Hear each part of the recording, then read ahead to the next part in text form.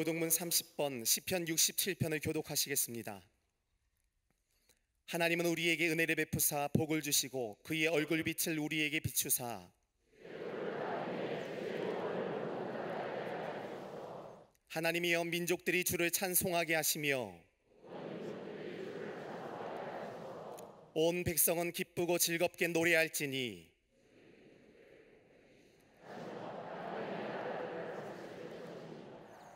하나님이여 민족들이 주를 찬송하게 하시며 모든 민족으로 주를 찬송하게 하소서.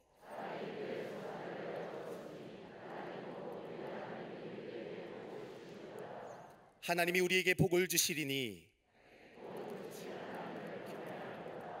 아멘.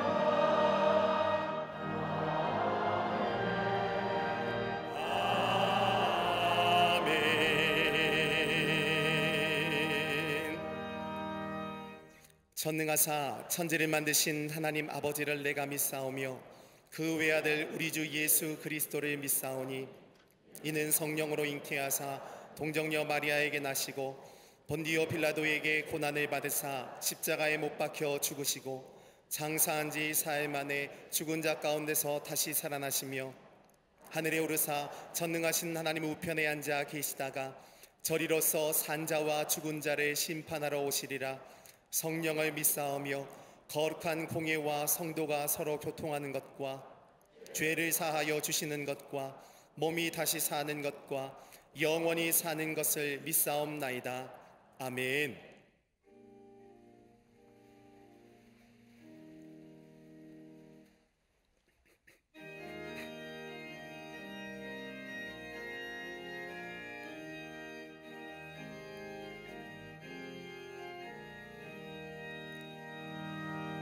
주님 조시로 앞편 믿음 얻기 위해 너는 정성껏 기도했나. 주의 제단 앞에 모두 같이 잊어 복을 받을 줄 생각나라. 주의 제단에 산제사 주 내 맘에 주장하리라.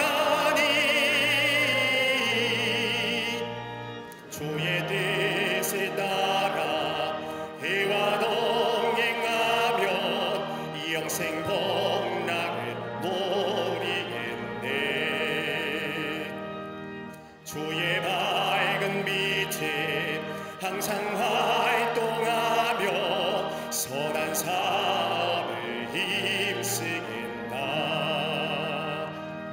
자유 얻으려면 주의 뜻에 따라 너의 모든 것 희생하라. 주의 재단에 산제사 드린 후에 주 내 맘에 주장하니 주의 뜻에 따라 해와 동행하며 이 영생 복락을 누리겠네.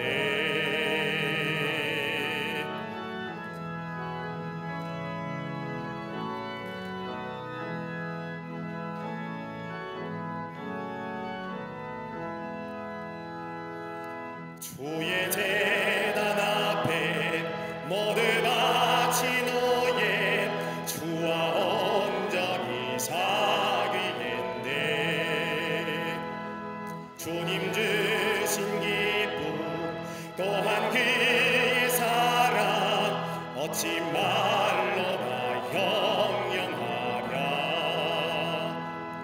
주의 재단에 산제사 드린 후에 주 내 맘에 주장하니 주의 뜻에 따라 그와 동행하며 이 영생 복락을 누리겠네.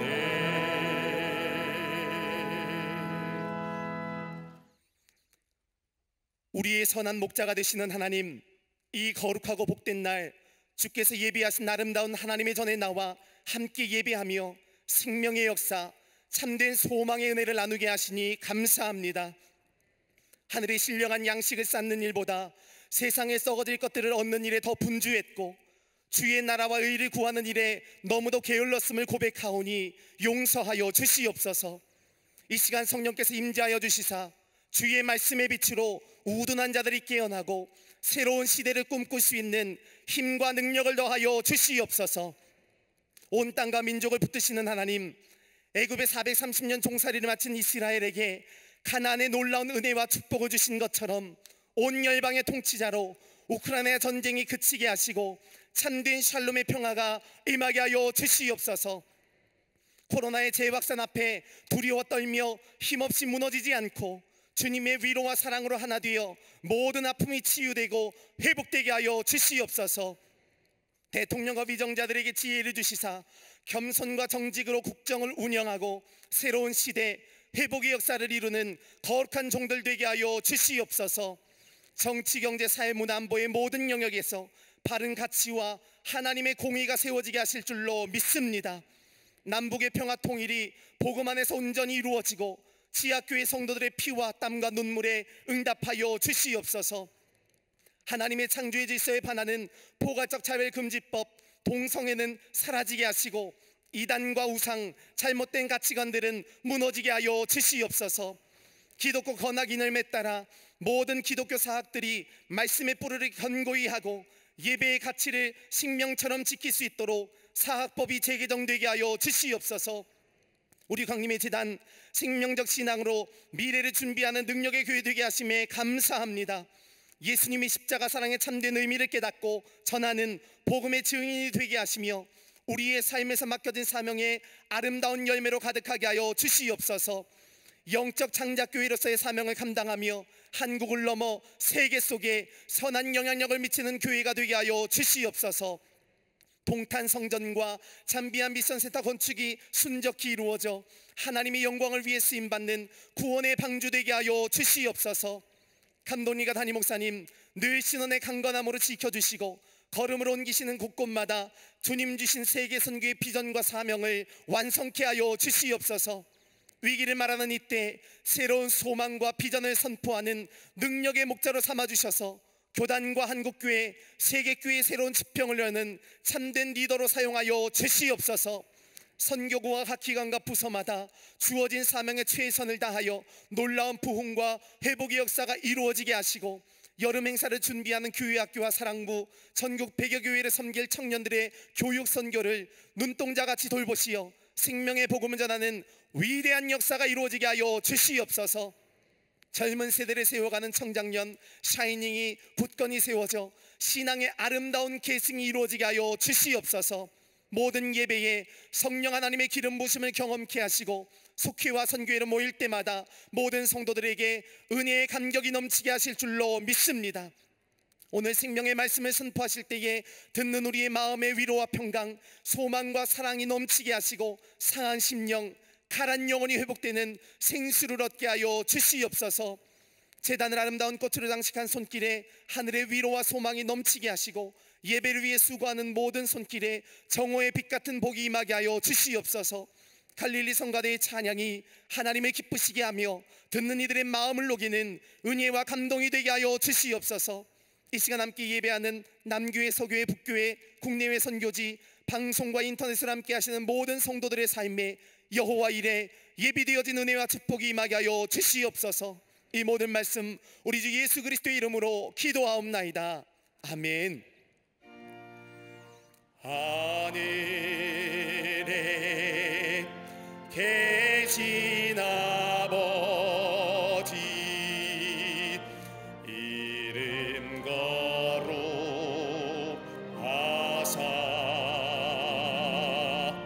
주님 나라 임하시고 뜻이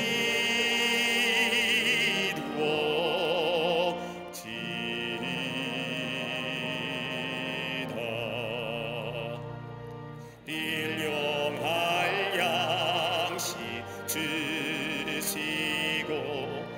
우리들의 근죄 다 용서하옵시고 또 시험에 들게 마시고 악에서 구원하소서. 대해 주의 나라 주의 권세 주의 영광 영원히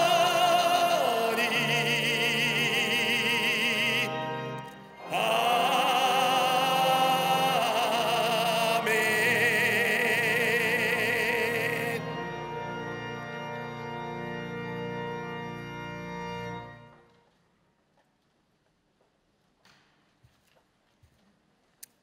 할렐루야. 거룩한 주의 날, 주의 전에 나와 예배한 우리 모든 광림의 권속들과 또 영상을 통하여 예배에 참여한 모든 하나님의 백성들 위해 하나님의 놀라운 은혜와 축복이 함께 하시기를 먼저 주의 이름으로 축원합니다. 앞뒤 전후 좌우 계심과 함께 인사 나누겠습니다. 하나님은 평화이십니다 라고 인사들 나누시기를 바랍니다.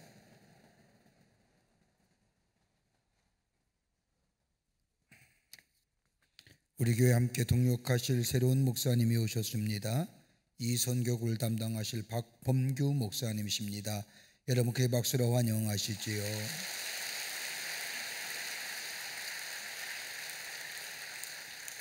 오늘 주보사에 간지로 교육자 하반기 교육자 파송과 이동기가 나가 있습니다. 보시고 함께 후반기에 하나님의 나라를 세워가는데 함께 동역하시는 우리 모든 교우들이 되시기를 바랍니다. 2022년 2차 세례 예식을 위한 세례 교육이 오늘 오후 1시에 베델 성전에서 있겠고, 세례 예식은 8월 7일 주일 저녁 예배 시에 있겠습니다. 세례 받기를 원하시는 분들, 세례 입교 대상자들, 여러분 일정을 확인하셔서 꼭 세례 받으시기를 바랍니다. 세례 받는 거 참 중요한 일입니다. 단순히 예배만 참석하는 것이 아니라 내가 하나님의 사람이요 내 삶의 주인 되시는 예수님 모시고 하나님의 사람답게 살겠다고 하는 새로운 결단으로서의 예식입니다. 꼭 세례를 받으셔서 하나님의 온전한 사람으로 세상 가운데 살아가시는 분들이 되시기를 바랍니다. 2022년도 2학기 광림 장학생을 선발합니다. 지원하실 분은 교회 홈페이지를 통해서 소정의 양식을 통하여 신청하여 주시기를 바랍니다. 요즘에 돈 없어서 공부 못하는 사람 별로 없습니다만은 우리가 이 일을 행하면 우리나라와 또 교회와 우리 교회의 미래를 위한 지도자를 세우는 일입니다. 시대마다 지도자가 꼭 필요한데 하나님의 나라의 귀한 지도자, 우리 교회의 귀한 일꾼들을 키우는 일에 여러분 관심을 가져주시고 또 많이들 참여해 주시기를 바랍니다. 교회학교 여름 행사가 쇠마 다시 기억하는 말씀이란 주제로 진행되고 있습니다. 여러분들 자녀도 꼭 보내주시고 자세한 일정표는 박스광으로 내나와 있습니다. 참조하시어 꼭 여러분의 자녀들 보내주시고 사랑부 여름 수련회가 진행 가운데 있습니다. 기도해 주시고 관심을 가져주시기를 바랍니다. 청년 선교회 교육 선교가 진행 중에 있습니다. 여러분 많이 기도해 주시고 관심을 가져주시고 우리가 가야 할 일 우리 청년들이 갑니다. 가서 복음을 전하고 또 여름 선교학교를 진행하고 그리고 교회를 섬기는 일에 하고 있습니다. 많은 관심과 기도를 부탁드립니다. 오늘 강단미아는 28교구의 이형주 집사님 가정에서 이수경 권사님과 함께 이혜정 권사님을 추모하며 장식해 주셨습니다. 선교구와 교구 소식 선교회 모임들 광고란에는 안 나와 있지만 꼭 모이셔서 함께 예배하며 기도하며 그리스도의 하나님 나라의 교제를 누리시는 작은 모임, 하나님 나라의 모임이 되기를 바랍니다. 방학이라고 건너뛰기 없깁니다. 꼭 속회와 선교에 모이셔서 함께 예배하며 나라 위에서 교회 위에서 기도하는 시간 되시기를 바랍니다. 지난 한 주간에 어려움을 당한 가정들이 계십니다. 만나실 때에 하늘나라의 소망으로 위로하여 주시기를 바랍니다. 그 밖에 광고들 보시고 그냥 지나치지 마시고 기도와 관심과 참여를 부탁드립니다. 이제 성경 봉독 읽겠습니다.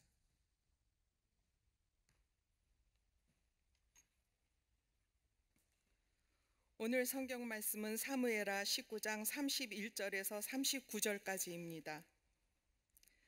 길르앗 사람 바르실레가 왕이 요단을 건너가게 하려고 로글림에서 내려와 함께 요단에 이르니 바르실레는 매우 늙어 나이가 80세라. 그는 큰 부자이므로 왕이 마하나임에 머물 때에 그가 왕을 공개하였더라. 왕이 바르실레에게 이르되 너는 나와 함께 건너가자. 예루살렘에서 내가 너를 공개하리라. 바르실레가 왕께 아뢰되 내 생명의 날이 얼마나 있사옵겠기에 어찌 왕과 함께 예루살렘으로 올라가리이까. 내 나이가 이제 80세라. 어떻게 좋고 흉한 것을 분간할 수 있사오며 음식의 맛을 알 수 있사오리이까.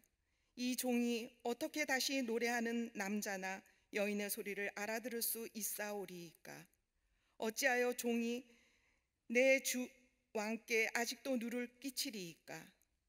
당신의 종은 왕을 모시고 요단을 건너려는 것 뿐이거늘 왕께서 어찌하여 이 같은 상으로 내게 갚으려 하시나이까.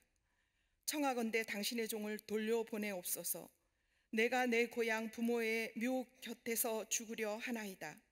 그러나 왕의 종 기맘이 여기 있사오니 청하건대 그가 내 주 왕과 함께 건너가기에 하시옵고 왕의 처분대로 그에게 베푸소서 하니라. 왕이 대답하되 기맘이 나와 함께 건너가리니 나는 내가 좋아하는 대로 그에게 베풀겠고 또 내가 내게 구하는 것은 다 너를 위하여 시행하리라 하니라. 백성이 다 요단을 건너매 왕도 건너가서 왕이 바르실레에게 입을 맞추고 그에게 복을 비니 그가 자기 곳으로 돌아가니라. 아멘.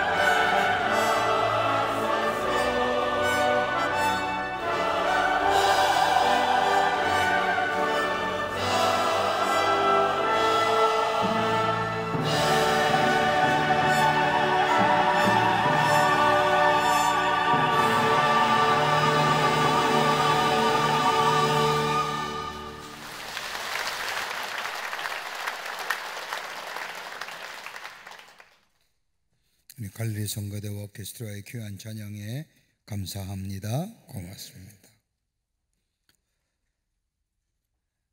만약 오늘이 이 세상의 마지막 삶이라고 한다면 여러분은 누가 생각나십니까? 많은 사람들이 우리의 내리에 스쳐가겠지만 아마도 떠오르는 사람은 일반적으로 세 종류의 사람이 아닐까 싶습니다.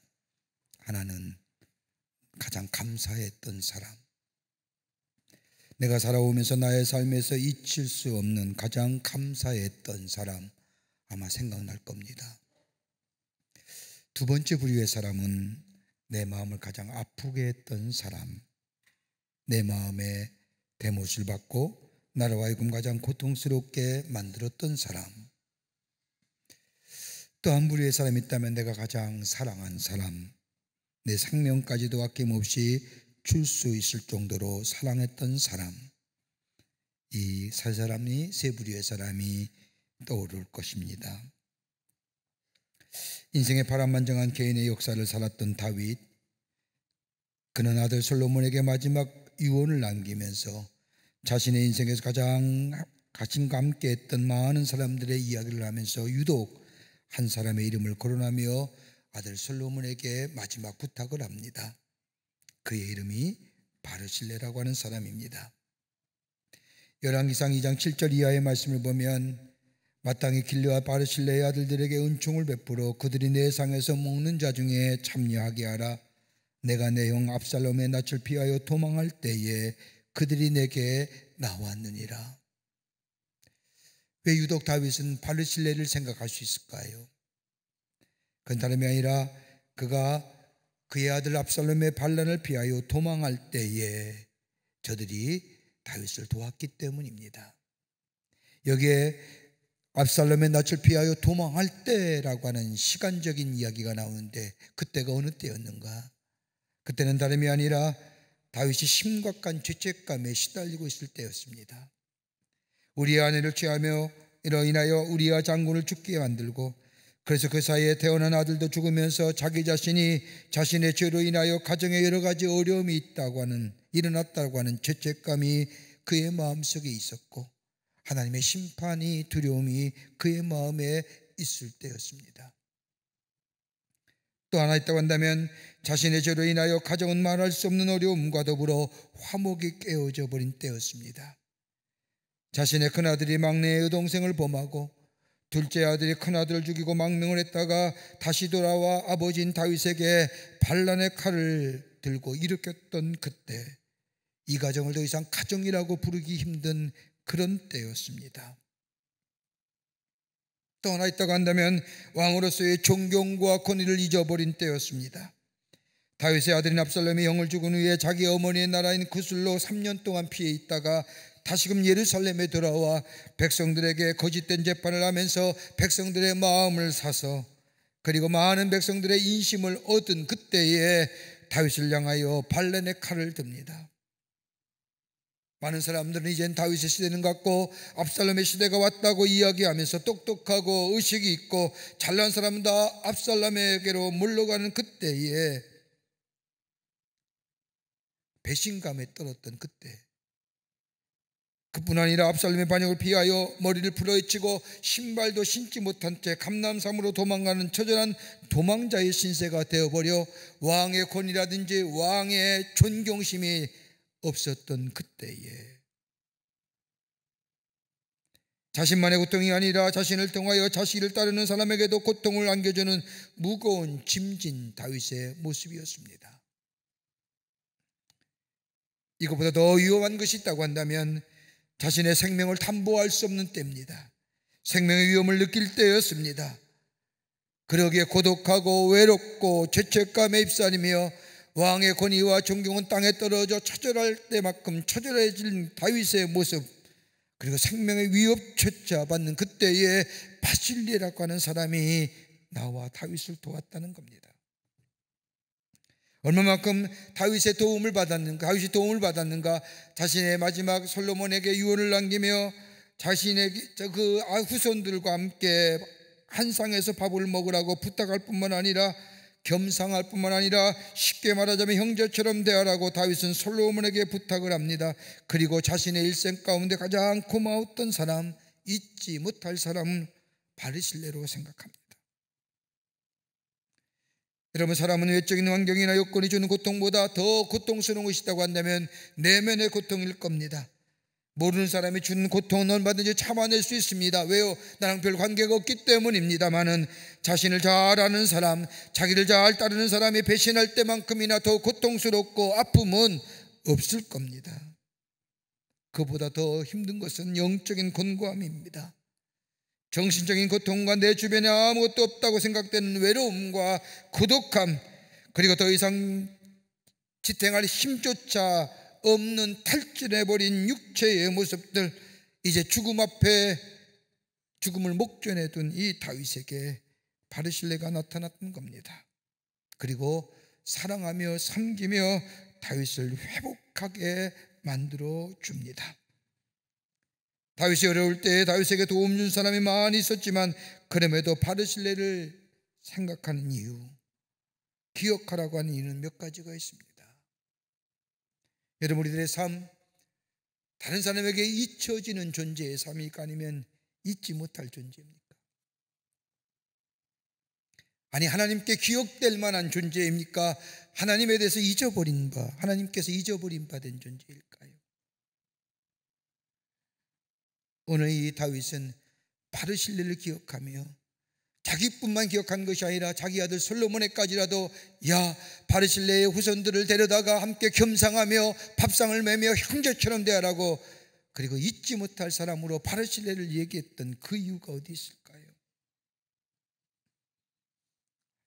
오늘 본문의 말씀을 통해서 함께 말씀을 나누며 우리 함께 은혜 받기를 원합니다. 첫째는 바르실레는 다른 사람을 인정해 주는 사람이었습니다.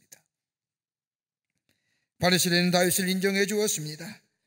바르실레는 다윗을 하나님이 자신에게 주신 왕으로 대접했다는 겁니다. 다른 말로 말하면 하나님의 전적인 주권을 인정했습니다. 바르실레는 다윗이 압살롬의 반역을 피하여 도망할 때에 다윗을 대접한 일이나 다윗이 회복되어 다시금 예루살렘으로 돌아갈 때에 다윗과 바르실레의 대화 속에 보면 다윗은 실패자요 도망자요 백성들에게 민심을 잃어버린 왕으로 존경과 권위가 땅에 떨어진 다윗으로 생각한 것이 아니라 하나님께서 자신의 삶에 주신 하나님의 종이요 하나님의 기름 부으시는 왕이라는 사실을 믿음으로 받아들이고 다윗을 대하여 주었다는 겁니다. 왕의 주권을 인정했다는 겁니다. 그러기에 바실레는 왕뿐만 다윗뿐만 아니라 다윗 왕을 섬기는 많은 사람들을 함께 섬겼습니다. 왕의 권위도 왕의 자리도 왕의 모습도 왕의 그 어떤 존경도 다 잃어버려서 도망자의 신세로 고독하고 홀로 된 존재, 그 다윗을 도망자의 삶으로 본 것이 아니라 하나님께서 기름 부으시고 자신에게 허락하신 왕으로 대하여 주었던 이 바르실레를 다윗은 잊지 못했던 겁니다. 여러분, 사람에게서 가장 귀한 대접이 무엇일까요? 가진 물질이나 힘이나 권력으로 그 사람을 대하고 그 사람을 바라보는 것이 아니라 그 자체로 바라보는 것, 다른 말로 하면 나를 나로 인정해 주는 것, 여러분, 이것만큼 귀한 대접이 없습니다.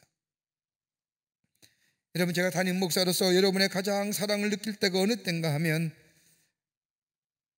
성도님이 나를 담임 목사로 인정해 줄 때, 여러분, 그때만큼 고마움을 느낄 때가 없습니다.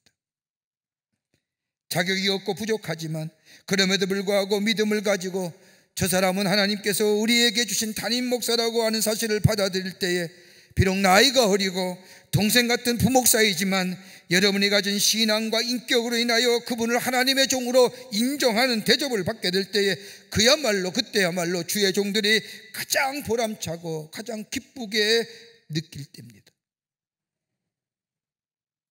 이것이 우리만의 일일까요? 여러분들이 여러분의 자녀들로부터 가장 귀한 사랑과 더불어 보람을 느낄 때가 어느 때일까요? 자녀들이 나를 아버지로, 나를 어머니로, 나를 형으로, 나의 동생으로 인정하며 받아줄 때, 비록 아버지처럼 살지는 못했다 할지라도, 훌륭한 어머니처럼 살지는 못했다 할지라도, 그럼에도 불구하고 나를 엄마와 아빠로 대하여 줄 만큼, 그때만큼 보람차고 기쁜 일이 어디 있을까요? 여러분 보셨는지 모르지만 장수성이라는 영화가 있지 않습니까? 보신 분 계시겠습니다만은, 가족에게 짐이 되고 싶지 않은 70대 노인이 치매를 겪는 과정 속에서 가정이 어떻게 다른 사람과의 살아가는 삶의 모습들을 그린 영화입니다. 이 성칠이란 노인은 장수마트 근무치고도 근무하는데 융통성이라고는 하나 없는 까칠한 노인으로 나옵니다.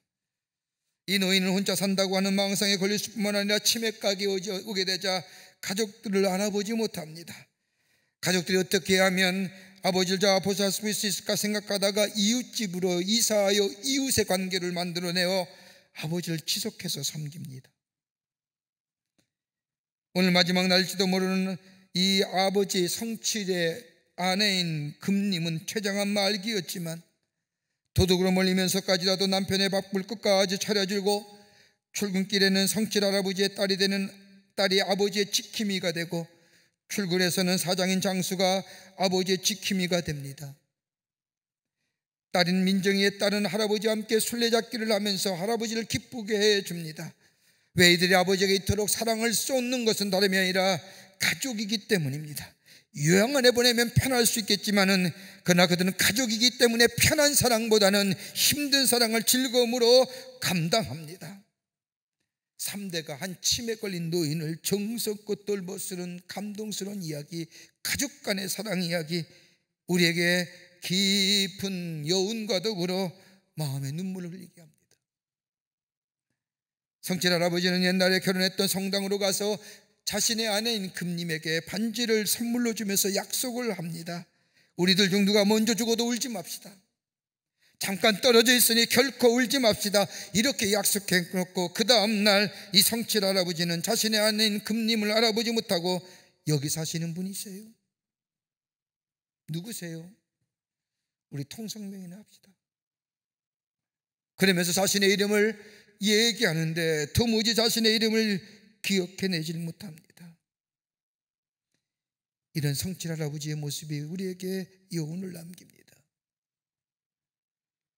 3대가 아버지를 섬기고, 그리고 어제 사랑한다고 고백했던 그 고백의 사랑을 잊어버리고 이름마저도 잃어버린 그 이야기 앞에 그럼에도 포기하지 않는 이유, 그 사랑이기 때문에.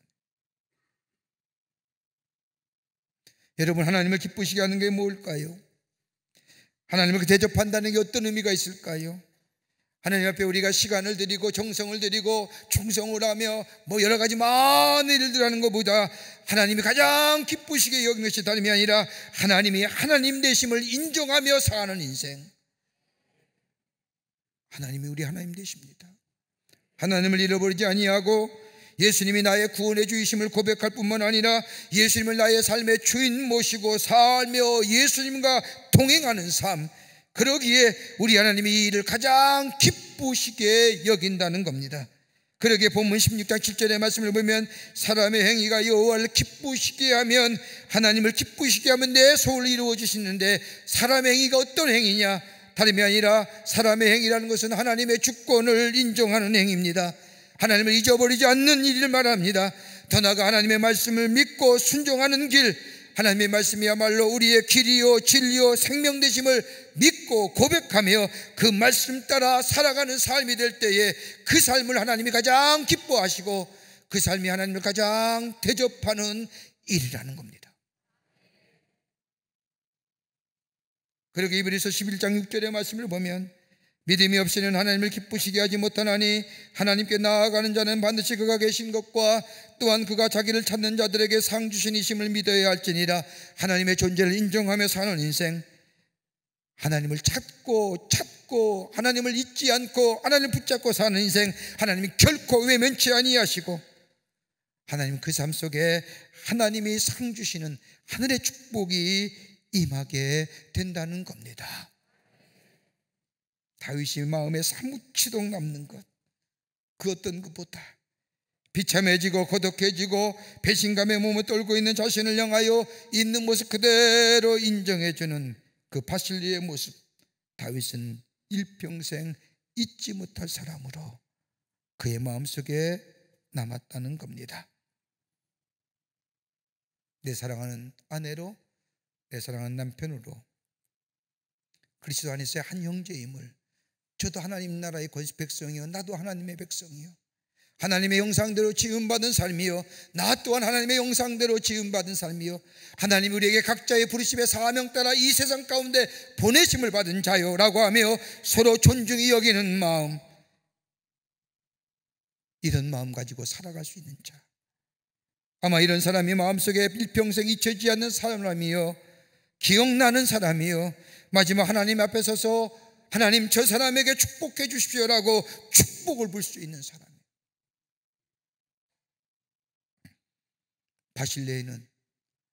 바르실레는 죄책감과 배신감과 가정의 깨어짐의 아픔과 고독함과 외로움 가운데 있는 이 다윗, 그를 인정해 주었고 그를 인정해 줄 뿐만 아니라 그를 정성껏 사랑으로 대접했던 그 바르실레, 다윗은 일평생 잊지 못할 사람으로, 후손에게 하나님의 축복을 비는 사람으로 남아있던 것을 보게 됩니다. 인정해 주는 거예요. 두 번째는 섬김의 사람이었습니다. 바르실레는 다윗을 섬김에 있어서 온 마음을 다했습니다. 여기서 온 마음을 다했다는 것은 두 가지의 의미가 있습니다. 압살롬의 반역을 인하여 맨발로 성을 빠져나온 다윗은 전열을 정비한 후에 압살롬의 군대를 대적하기 위해 요단강을 건너 요단 동편내 마나하임이라는 곳에 진을 칩니다. 마나하임은 야곱이 에서를 만나러 갈 때 하나님의 군대 장관을 만난 장소이기도 합니다. 다윗은 이곳에 진을 칩니다. 그리고 압살롬의 군대 또한 요단강을 건너서 길르앗에 진을 칩니다. 다윗이 진친 마나하임이나 저 압살롬의 군대가 친 길르앗 모두가 다 므낫세 반지파의 땅입니다. 이렇게 본다면 상대방의 진영이 매우 가깝다는 의미입니다. 가까운 거리 사이에 바르실레가 다윗을 위하여 침상과 몸을 씻는 대야와 그리고 음식들을 준비해서 다윗과 그의 군사들을 그곳에 머무는 동안 지속적으로 섬깁니다. 만약 압살롬의 군대가 승리하면 바르실레의 집안은 다 멸망당할 일입니다. 다윗을 도왔다는 이유 하나로 사울 왕은 저 아히멜렉과 선지자 85명을 다 죽였던 것처럼 적을 돕는 것은 나의 적으로 생각할 수 있었기에 바르실레와 더불어 다윗을 섬겼던 사람은 살아남지를 못합니다. 그러나 그는 죽음의 위기 속에서도 최선을 다하여 다윗과 그에 따르는 사람들을 대접합니다. 계산하지 않습니다. 다윗이 왕의 자리에 있을 때만 사랑하고 섬긴 것이 아니라 그가 어떤 형편과 여건에 있을지라도 지속적으로 다윗을 섬깁니다. 돕습니다. 어떻게 도왔느냐? 오늘 사무엘하 17장 28절과 29절의 말씀을 보면 침상과 대여와 질그릇과 말, 밀과 보리와 밀가루와 볶은 곡식과 콩과 팥과 볶은 녹두와 꿀과 버터와 양과 치즈를 가져다가 다윗과 그와 함께한 백성에게 먹게 하였으니 이는 그들 생각에 백성들이 들에서 시장하고 고나고 목마르겠다 함이더라. 여기서 들이란 표현 나옵니다. 들이란 표현이 어떤 것일까요? 먹을 것도 없고 쉴 것도 없고 곤고함 가운데 있을 때에 바르실레는 정성을 다하여 다윗과 그와 함께한 사람들을 섬겼다는 겁니다. 여러분, 섬긴다는 게 뭘까요? 상대방이 원하는 것이 무엇인지 상대방의 입장과 상황을 배려하고 도왔다는 겁니다.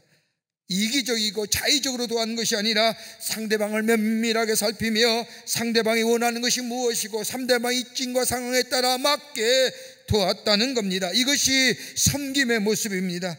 그렇게 섬긴다는 것은 자발적이고 자원적인 겁니다. 자발적이고 자원적이 아닌 것은 섬김이 아닙니다. 여러분 보십시오. 똑같은 행위인데도 빼앗기는 일과 주는 일이 있습니다. 주는 일은 어때요? 내 마음으로부터 주면 그것은 주는 겁니다. 근데 내 마음이 없으면 주는 것이 아니라 빼앗기는 겁니다. 물질적인 행위에 있어서가 아니라 내 마음의 자세에 있는 겁니다. 자원하는 마음으로, 자발적인 마음으로 상대방의 상황과 필요와 여건을 따라서 저들의 필요를 제공해주고 채워주는 것, 이게 섬김입니다.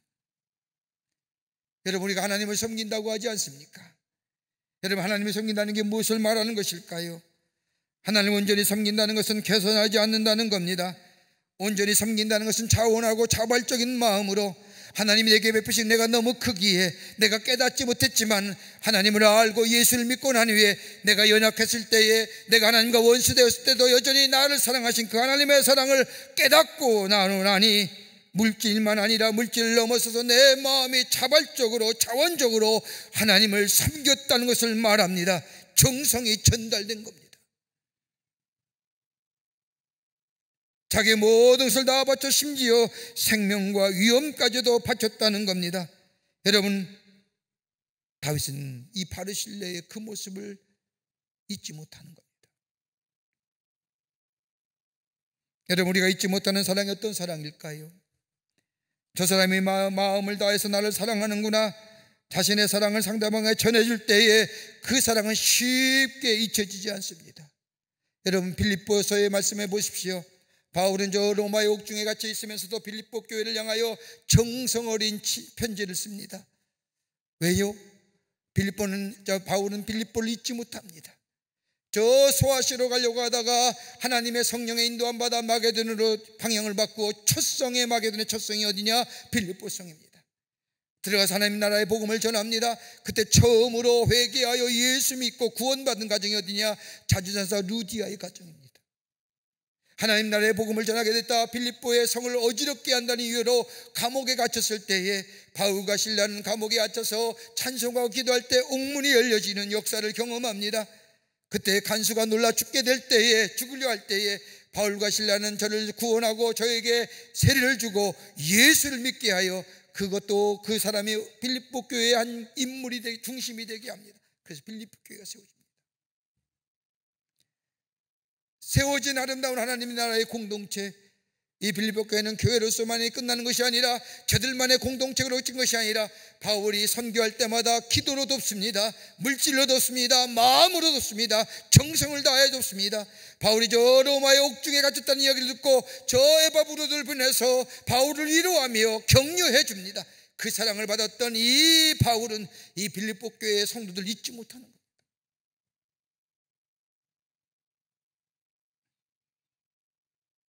그렇게 복음의 역사가 일어나지 않습니까?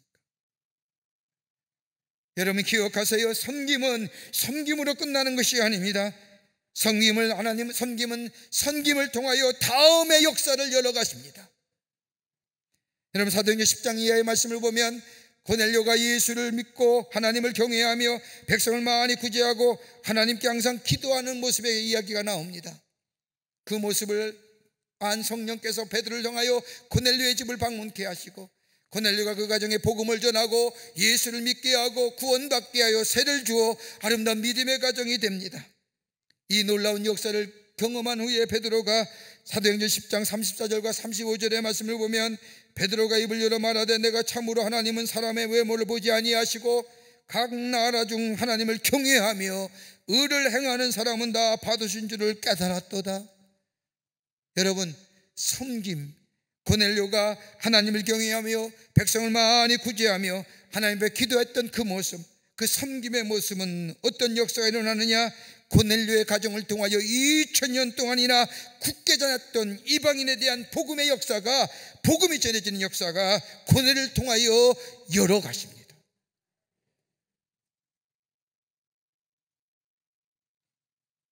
섬김이 있는 곳에 하나님의 역사가 일어납니다. 섬김 있는 곳에 주의 복음이 증거됩니다.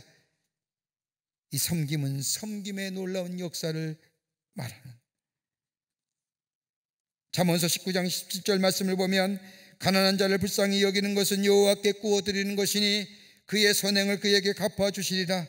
가난하고 힘든 사람을 도와주는 것, 자원하는 마음으로, 자발적인 마음으로 섬김의 모습으로 사는 것, 하나님께서 자기가 빚진 것처럼 생각하시겠다는, 하나님이 자신이 빚진 것처럼 여기시고 그 사람에게 갚아주시겠다는 겁니다. 바로 이 하나님의 마음이 오늘 바르실레를 향한 다윗의 마음이었습니다. 여러분 우리가 믿음의 생활을 한다 하지요. 우리는 신앙인이라고 얘기합니다. 우리는 섬김의 사람이라고 말합니다. 여러분 신앙생활을 한다고 하면서도 돈과 시간이 따르지 않는다고 한다면 그는 온전한 믿음의 생활을 하지 않는 겁니다. 여러분, 사랑 보십시오. 사랑도 그러하지 않습니까? 고결한 사랑, 순백한 사랑, 사랑에 대하여 여러 가지 말을 많이 하지만 돈과 시간이 따르지 않는 사랑, 여러분 받아들일 수 있습니까? 어떻게 결혼하셨어요? 사랑한다고 말 한마디에 속으셔서 결혼하셨어요? 시간과 정성과 물질이 따라왔기에 그 사랑이 사랑인 줄 알고 결혼하셨잖아요. 사랑을 형이상적으로 말하고 표현하지만 시간과 물질이 따르지 않는다면 그 사랑은 진실한 사랑이라고 말할 수 없습니다. 신앙생활도 마찬가지입니다.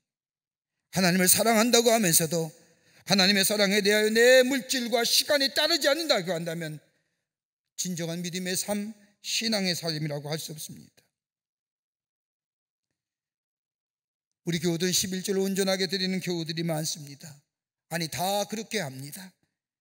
11조는 구약이지 신약의 말씀이 아니라고 하는 분들도 계십니다만, 여러분, 구약이 하나님은 우리에게 율법을 주셔서 하나님의 백성을 삼으신 것, 하나님의 백성으로 온전하게 살기 위하여 계명과 율례 가운데 11조를 드리라고 했다면, 신약에 나타난 하나님은 자기 아들 예수 그리스도를 우리에게 보내주셔서 우리의 죄를 대신하여 십자가에 달려 죽게 하심으로 우리를 생명을 주신 그 놀라운 하나님의 사랑, 하나님의 백성으로 하나님 백성답게 살게 하셨던 것, 여러분 무엇으로 응답하실까요?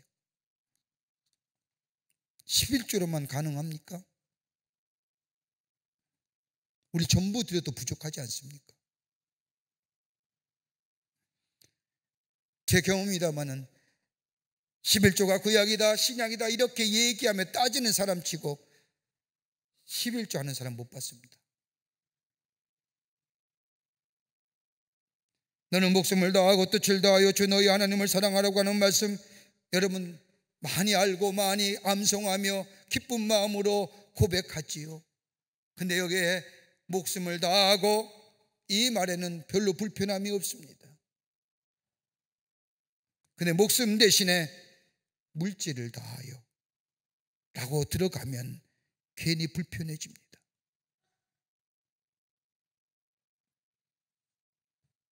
단적으로 얘기할게요. 하나님에 대한 마음이 없는 겁니다. 주신 이도 하나님이시고 거두가신 이도 하나님이라는 이 고백 우리 가운데 없는 겁니다.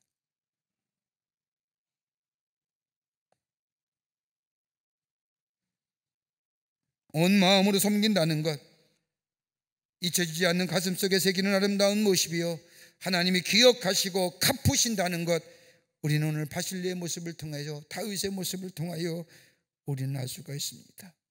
다윗이 기억했던 것 바로 그 모습입니다.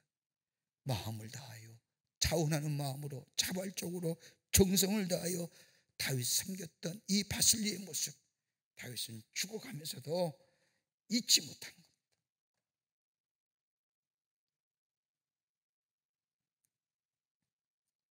끝으로 바실레는 믿음의 사람이었습니다. 다윗은 바실레를 기억하고 축복하기를 원했던 것은 바실레는 믿음을 가진 사람이었다는 겁니다. 그가 압살롬의 군대 발랑구를 제압하고 다윗의 궁으로 돌아갈 때에 바르실레가 요단강편에 나와서 인사합니다. 그때 다윗은 이 바르실레를 향하여 나와 함께 궁으로 가자고 하면서 함께 가자고 권합니다. 내가 당신에게 신세가 너무 커서 갖고 싶다는 말을 할 때에 바르실레가 얘기합니다. 나는 이미 80이 된 노인입니다. 내가 왕과 함께 간다면 왕에게 누가 됩니다. 저 궁중에서 들려오는 남자의 소리나 여자의 소리가 내게 무슨 유익함이 있겠습니까? 저는 그저 왕을 섬겨드린 것밖에는 저 바랄 것이 내게는 없습니다라고 말합니다. 그러면서 이야기하기를 혹 원하신다면 내 아들 기므압을 데려가 주셨으면 좋겠습니다. 성경의 문맥을 보면 이 바르실레가 원해서 다윗에게 요청한 것 같지만 문맥상 보면 다윗이 재차 청했을 겁니다. 야, 가자. 내가 너에게 받은 은혜가 참 크다. 저 왕궁에 가서 내가 좀 갚아줄게. 재차 권했을 때에 이 바르실레가 그렇게 원하신다면 내 아들 기므압을 데리고 가주셨으면 좋겠습니다. 바르실레의 이 말은 그저 사양하는 마음, 겸손한 마음이라고 할지 모르지만은 바르실레가 이렇게 말하기엔 두 가지 의미가 이 속에 내포되어 있습니다. 하나는 뭐냐? 정이 저를 초청하려고 한다면 내 아들 데려가 주십시오. 그 이유는 다른 것이 아니라 다윗이 하나님의 축복을 받는 비결이 무엇인지, 하나님이 왜 이 다윗의 가문에 축복해 주시는지, 하나님과 어떻게 연결하며 사는지, 하나님이 어떻게 기뻐하시는 삶을 살아가는지, 내 아들 정말 이 기쒞이 하나님의 축복을 받는 아들로 되기를 원하는데, 저 다윗의 가족이가, 다윗의 가문에가 가까이 가서 저들이 하나님 앞에 예배하며 하나님을 사랑하는 마음, 하나님을 사랑하는 모습을 보면서 내 아들조차 저희 다윗의 가문에 내렸던 하나님의 축복이 내 아들에게조차도 이루어지기를 원하는 마음입니다. 정이 그렇다면 내 아들 데려가 주십시오. 영적 갈망이 그에게 있었습니다. 또 하나 있었다면 축복은 다윗에게 오는 것이 아니라 하나님께서 베풀어 주신 것이라고 하는 믿음이 그에게 있었기 때문입니다. 이런 바르실의 말을 기억했던 다윗은 자신의 아들인 솔로몬에게 바르실의 아들 기쒞을 데려다가 같이 겸상하며 형제처럼 대하고 가족처럼 대하라고 말합니다. 바르실에게 하나님이 주시는 영적인 축복이 자신의 아들인 기쒞에게 이르기를 원했던 그의 마음, 땅의 것이 아닌 하늘의 신령한 축복, 땅의 축복보다는 하나님이 주시는 하늘의 축복을 받기를 원했던 마음, 자신에게부터에서만 그치는 것이 아니라 자신의 아들인 기쒞에게도 내려져 하늘의 신령한 축복 가운데 살아가는 하나님의 사람 되기를 원했던 그였기에 그는 다윗에게 이렇게 말하는 겁니다. 에레미야 41장 17절의 말씀을 보면 애굽으로 가려고 떠나 베들레헴 근처에 있는 게롯 기쒞에 머물렀더라고 하는 말씀이 있습니다. 이 말씀은 솔로몬이 아버지의 유언대로 저 바실레의 아들 기쒞에게 저 예루살렘과 가까운 베들레헴 땅과 저택을 주게 됩니다. 그것이 세월이 흘러가면서 이것의 지명이 계속해서 남아 이어오면서 그것을 게롯 기쒞의 거주지, 기쒞의 여관입니다. 여러분, 기쒞의 거주지와 기쒞의 여관이 어떤 장소가 되었는지 아십니까? 예수님께서 이 땅에 오실 때에 요셉과 마리아가 잠시 머물렀던 여관, 태어날 것이 없었던 저 말구의 여관, 여러분 그 여관이 바로 기쒞의 후손들이 운영하는 여관, 예수님이 태어나시고 요셉과 마리아가 잠시 머물렀던 장소가 되었던 그 장소, 바실레가 다윗에게 행하였던 섬김과 사랑이 그냥 후손에게만 복이 되는 것이 아니라 장차 이 땅에 오실 예수 그리스도, 그분이 태어나실 장소, 영광스러운 장소가 될 뿐만 아니라 인류 구원을 위해 오시는 예수님이 이 땅에 태어난 장소가 되었던 것을 보게 됩니다. 하나님은 바르실레의 그 믿음 보시고 섬김의 모습을 보시고 그의 후손에 이르도록 갚아주신 겁니다. 사람을 사람으로 인정해주고 하나님의 형상대로 지음받은 사람, 하나님의 사람 인정해주며 하나님을 하나님으로 대접하며 섬김과 정성을 다하여 다른 사람을 대접하는 그 모습, 하나님 기억하신 바 된 겁니다. 그리고 그의 때만 주신 축복이 아니라 후손에 걸쳐서 그를 기억해 하시고 그에게 하늘의 복을 허락하신 것을 보게 됩니다. 1930년 1월 추운 오는 겨울날 미국 뉴욕시 한 법정에서 재판이 열리고 있었습니다. 남루하고 나이가 든 여인이 빵을 훔쳤다는 죄로 재판을 받고 있었습니다. 슬퍼 보였고 수치와 창피함에 어찌할 줄을 모릅니다. 그날의 재판 당시에 뉴욕시 시장인 피오렐라 라가디아가 맡았습니다. 재판장이 묻습니다. 빵을 훔쳤나요? 물음에 여인은 고개를 숙입니다. 예, 빵을 훔쳤습니다. 판사가 재차 신문합니다. 빵을 훔친 동기가 무엇이었나요? 배가 고팠나요? 그러자 이 여인은 재판장을 바라보면서 이렇게 말하는 겁니다. 예, 배가 고팠습니다. 하지만 그래서 빵을 훔친 것은 아닙니다. 사위가 딸의 가족을 버려버렸고 딸은 아프고 두 아이가 굶고 있습니다. 하루 종일 아무것도 먹지 못했습니다. 저는 그 아이들의 굶주리는 것을 보고만 있을 수가 없어서 빵을 훔쳤습니다. 아이들이 너무 어립니다. 이 여인의 말이 마칠 때에 법정 전체가 침묵에 빠져듭니다. 잠시의 적막감이 흐른 뒤에 판사가 말합니다. 사람 모두가 다 법 앞에 평등합니다. 빵을 훔쳤으니 벌금 10달을 내거나 아니면 감옥에 열흘간 있어야 합니다. 그러자 이 여인이 말합니다. 판사님, 제 값은 당연히 치르겠습니다. 그러나 제가 만약 10달러가 있었다고 한다면 빵은 결코 훔치지 않았을 겁니다. 감옥에 가겠습니다. 다만 걱정이 되는 것이 있다면 제가 감옥에 있을 동안 누가 딸과 손자들을 돌보아 주나요? 이 말을 들은 판사는 잠시 머뭇거리면서 의자 뒤로 몸을 기대어 잠시 생각합니다. 그리고 일어나더니 자신의 주머니에서 10달러의 지폐를 꺼내어 모두가 볼 수 있도록 지켜듭니다.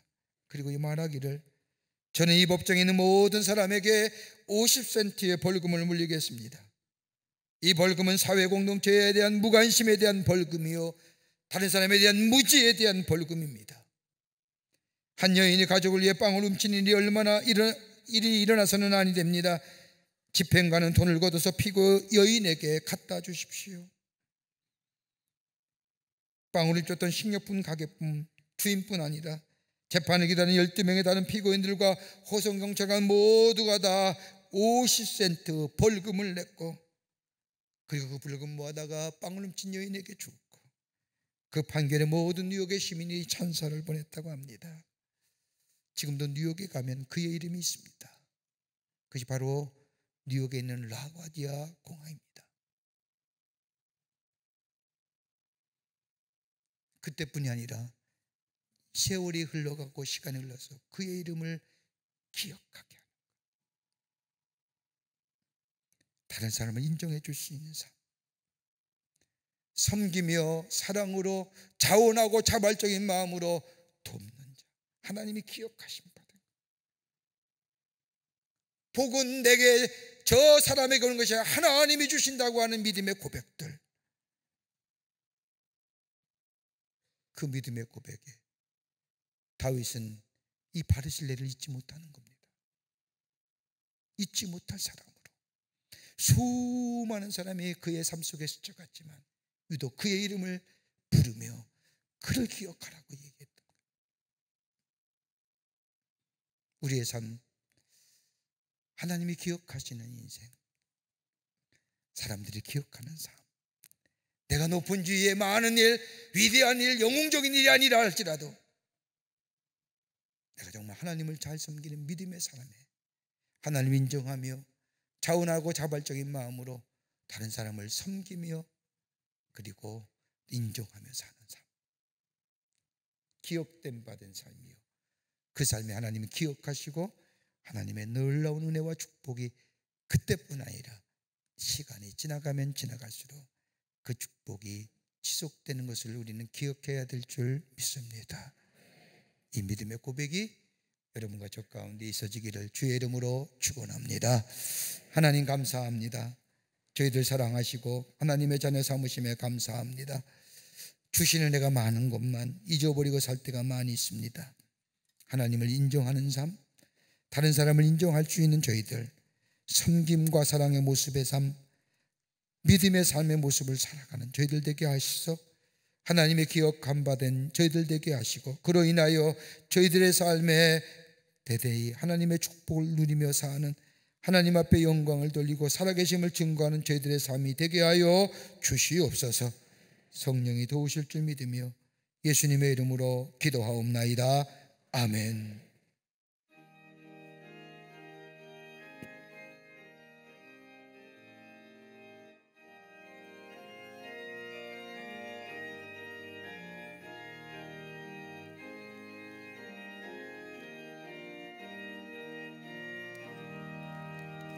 내 맘과 정성을 다하여서 주 너의 하나님을 사랑하라.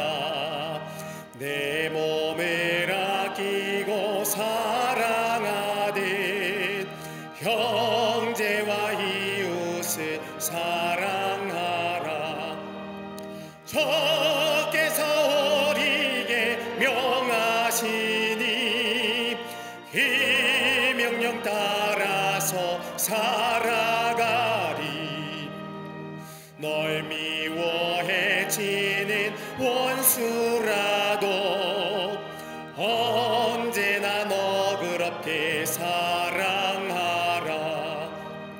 널 비판하는 자 위에서도 신실한 마음으로 복을 빌라. 주께서 우리에게 명하시니 이 명령 따라서 살아가리.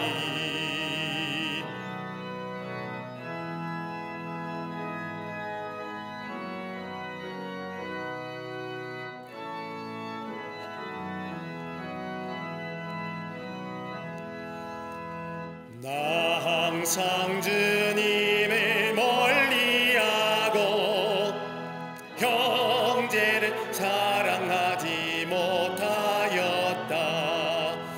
이러한 죄인을 사랑하사 주께서 몸버려 죽으셨다. 속죄 큰 사랑 받으니 내 생명 다 바쳐 충성하리. 아멘.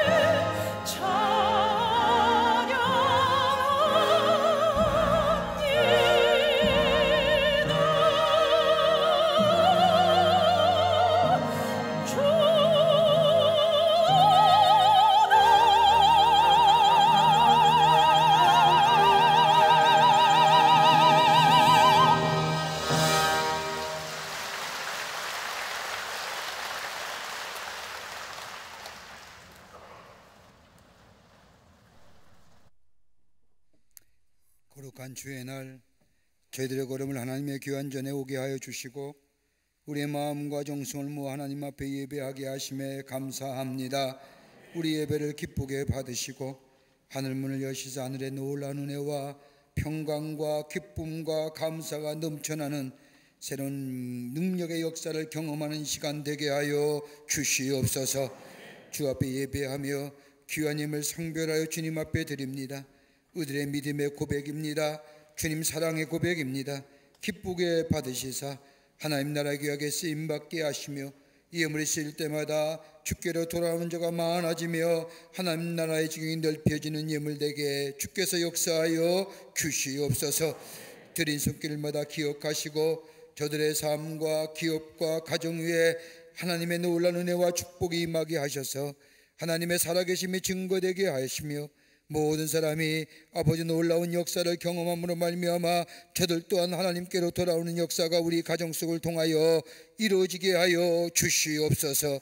아버지 하나님 간절히 기도합니다. 이 나라 이 백성을 국리를 여겨주시사 흉흉한 소문들, 악한 바이러스의 재유행들 다 물러가게 하여 주시옵소서. 건강한 나라와 건강한 백성 되게 하여 주시며 하나님을 섬기며 하나님께로 돌아오는 백성 되게 해주셔서 하나님의 신 축복을 누릴 수 있는 이 나라의 백성들 되게 도와 주시옵소서.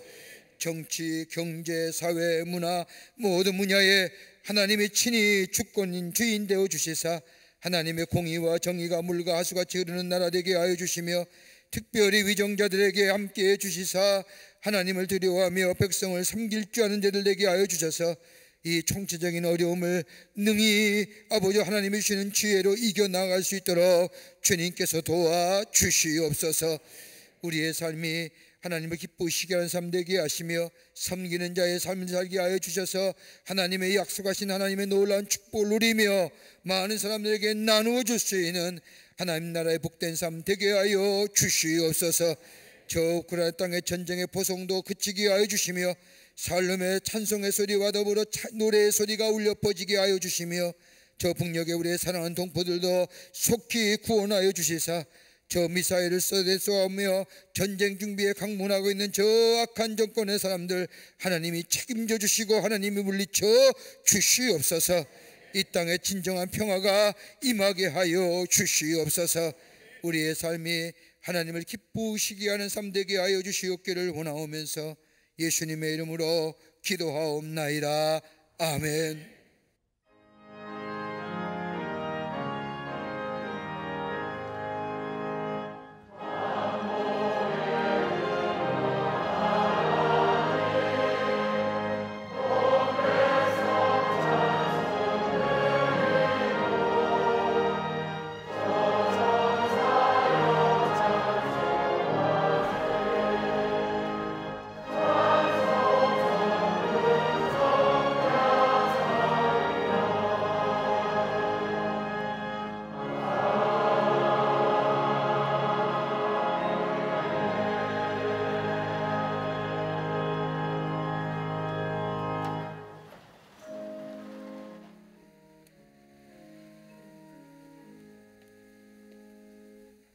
아침 시간에 우리에게 처음 오신 분 계시면 새 가족 등록 카드는 아닌 했지만 처음 오신 분 계시면 환영하도록 하겠습니다.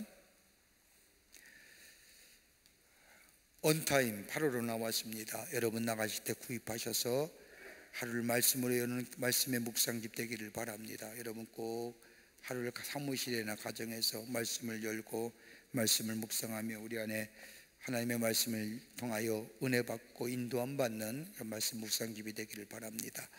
날씨가 굉장히 무덥습니다. 또 여러 가지 흉흉한 소문도 들립니다만은 여러분 그리스도인 우리가 할 일이 뭐냐? 복음 전하는 일입니다. 꼭 전도에 힘쓰시고 할 수만 있다면 때를 얻든지 복음 전하는 우리 모든 성도님들이 되시기를 바라고요. 이제는 예배 보는 분위기가 두 분류로 나왔죠. 집에서 가정에서 온라인으로 예배 드리는 분과 대면 이렇게 교회 출석해서 예배 드리는 좋습니다만은 할 수만 있다면 교회에 나와서 함께 예배 드리며 함께 찬송하며 함께 하나님 나라의 형제임을 확인하며 여러분 용기를 얻는 이 예배 드려야 됩니다. 혹 여러분 가운데 속회나 선교회 가운데 주저앉고 계신 분들, 코로나로 인해서 교회의 발걸음이 뜸하신 분들 다시 격려하셔서 함께 하나님 앞에 예배 드리는 그런 귀한 예배의 시간이 되기를 바랍니다. 건강에 유의하시고 늘 주 안에서 승리하시는 여러분 되시기를 바랍니다. 다 일어나실까요? 우리 함께 마지막 찬송하시겠습니다.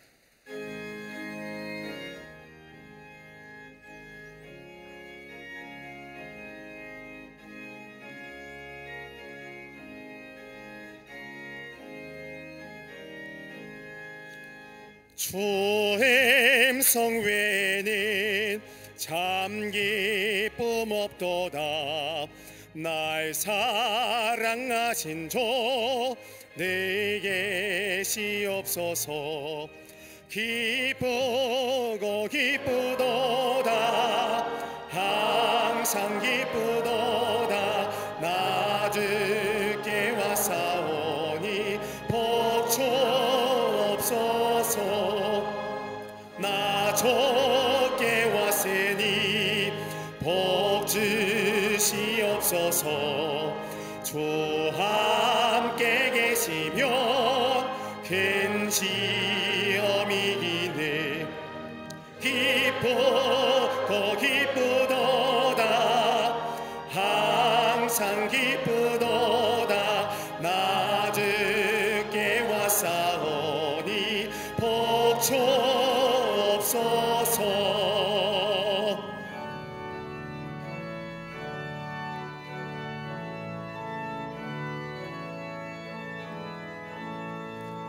주 떠나가시면 내 생명 헛되네. 기뻐나 슬플 때 내게 시옵소서. 기쁘고 기쁘도다. 항상 기쁘도다. 나 주께 왔사오니 복 주옵소서. 그 귀한 언약을 이루어 주시고 주 명령 따를 때 너에게 시옵소서. 기쁘도다. 항상 기쁘도다. 나 주께 왔사오니 복 주옵소서.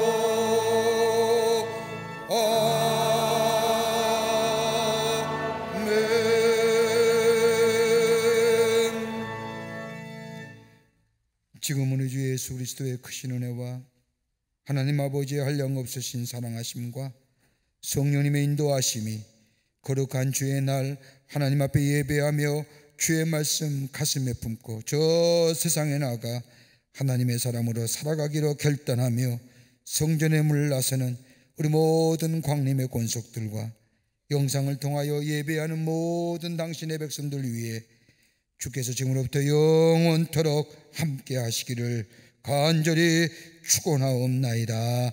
아멘. 주